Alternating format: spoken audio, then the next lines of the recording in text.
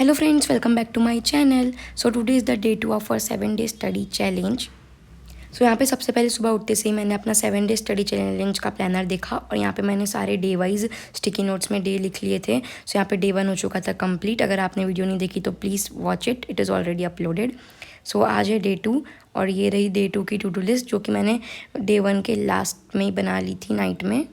मैंने एकदम सिंपल गोल रखे थे. मुझे फिजिक्स के एंड एसएसटी और मैथ्स के बैकलॉग कवर करने थे और holiday homework. So let's do it. So बहुत दिनों बाद मैं 5:30 बजे उठी थी पढ़ने के लिए, लेकिन अभी हो रहा था 5:40. सो चलो फटाफट से करते हैं start. So I am starting my day with physics. Physics में मुझे अपने पेंडिंग लेक्चर्स देखने थे चैप्टर नंबर 1 लाइट के. सो अभी यहाँ पे मैं अपने रूम में पढ़ाई नहीं कर रही थी, मैं अपने लिविंग रूम में पढ़ाई कर रही थी.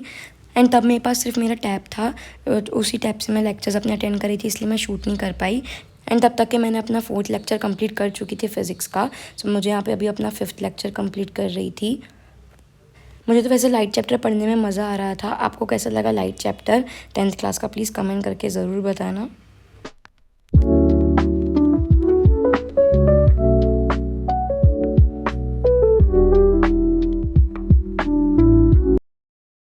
देन यहाँ पे बेसिकली मैं लेक्चर अटेंड करते करते थोड़े से नोट्स मैंने बनाए थे, लेकिन उसके बाद में मुझे यहाँ पे पूरे रफ नोट्स बनाने पड़ रहे थे क्योंकि सर बोले अभी रफ में करो, बाद में फेयर में करना. क्योंकि सर न्यूमेरिकल प्रैक्टिस करा रहे थे और वो फेयर में करके फटाफट से करना पॉसिबल नहीं था, इसलिए मैं भी यहाँ पे रफ में कर रही थी. मैं जनरली लेक्चर के साथ साथ ही नोट्स बनाना प्रेफर करती हूँ. आप कैसे नोट्स बनाते हो प्लीज़ कमेंट करना. फिर यहाँ पे मैंने अपना बचा हुआ लेक्चर देखा एंड यहाँ पे फटाफट से थैंक यू नोट भी आ गया. मेरा लेक्चर हो चुका था कंप्लीट. अब मुझे यहाँ पे सिर्फ 2 लेक्चर बचे थे देखने के.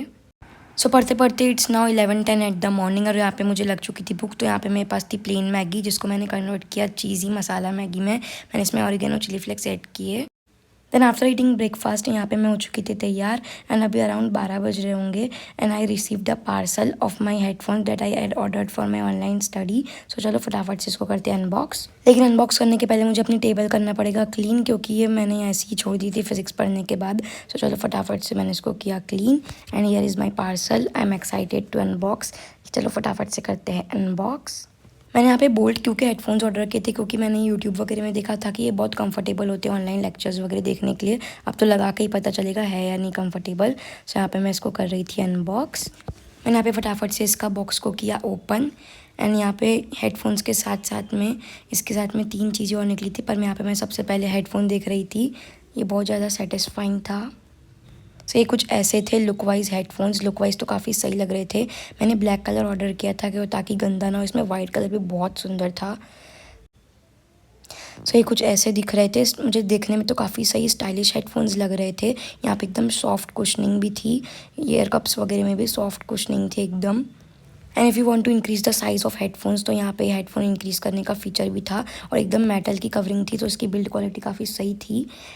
एंड ये हेडफोन का सबसे अच्छा फीचर मुझे ये लगा था कि एकदम फोल्डेबल हेडफोन्स थे तो हम इसको कहीं भी इजीली ले जा सकते थे. एंड इसके साथ में एक 12 मंथ वारंटी कार्ड, एक मैनुअल एंड एक पैकेट आया था जिसको मैंने किया यहाँ पे ओपन. इसके अंदर एक चार्जिंग करने के लिए चार्जिंग केबल एंड हमें यहाँ पे वायर्ड हेडफोन कन्वर्ट करने के लिए ये वायर केबल दी हुई थी. देन यहाँ पे मैंने किया फटाफट से हेडफोन को ऑन और यहाँ पे मैंने हेडफोन को वेयर किया.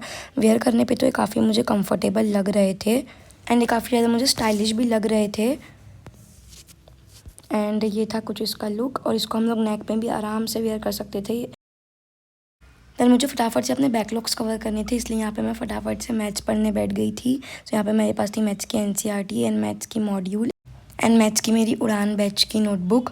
मैंने यहाँ पे पीडब्ल्यू की नोटबुक ऑर्डर करी थी. ये मैंने अपनी मॉड्यूल्स के साथ ही करी थी जो कि 280 पेजेस की थी 160 रुपीज़ की, बट मुझे ऑफ़र में 100 रुपीज़ की मिल गई थी. ये स्पायरल नोटबुक एकदम नॉर्मल थी जैसे अपन बाकी कंपनीज़ वगैरह की यूज़ करते हैं नॉर्मल वैसी ही थी. देन यहाँ पे मैं फटाफट से इसको कर रही थी रिवाइज़. मुझे चैप्टर 1 करना था रिवाइज़. तो यहाँ पे मैं थोड़ी सी अपनी मॉड्यूल की मदद से रिवाइज़ कर रही थी क्योंकि मॉड्यूल में बहुत क्रिस्प में चैप्टर दिया था. 1.5 पेज में ही चैप्टर पूरा कंप्लीट था तो मैंने रिवाइज़ करा इससे. देन यहाँ पे मैं अपने नोट से रिवाइज़ कर रही थी एंड साथ साथ मैं क्वेश्चन भी प्रैक्टिस करते जा रही थी क्योंकि मैथ्स में क्वेश्चन देखने से नहीं होता, क्वेश्चन प्रैक्टिस करने से होता है और वही करने में इतना टाइम लग जाता है. लेकिन ये चैप्टर 1 तो ईजी था इसलिए इसके फटाफट से हो रहे थे कम्प्लीट.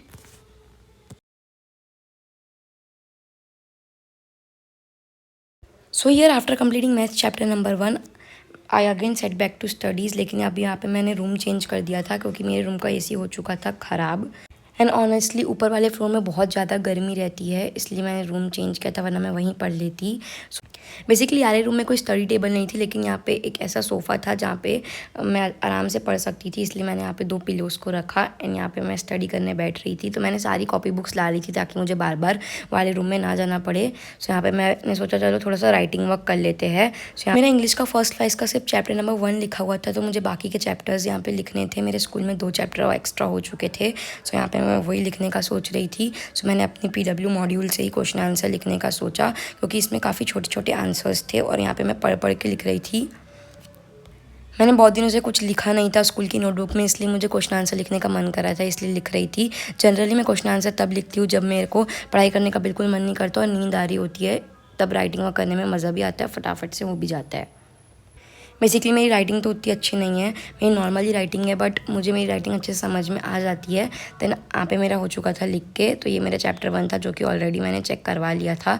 एंड अब यहाँ पे मेरा चैप्टर 2 भी हो चुका था कंप्लीट, लेकिन यहाँ पे मैं हेडिंग डालना भूल गई थी, इसलिए मैं पोम 1 की हेडिंग डाल रही थी, डस्ट ऑफ स्नो।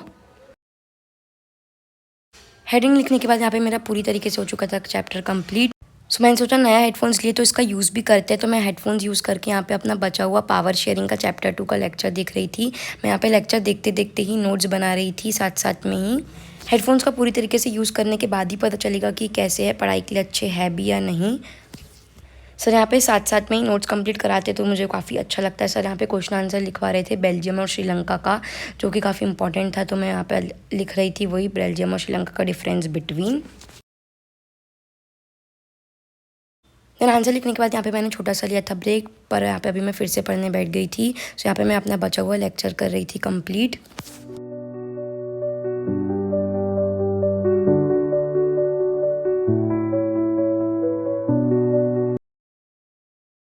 बचा हुआ लेक्चर अटेंड करने के बाद मैं बहुत ज़्यादा थक गई थी, इसलिए मैंने कुछ नहीं किया, मैंने यहाँ पे अपनी सारी कॉपी बुक्स करी असेंबल।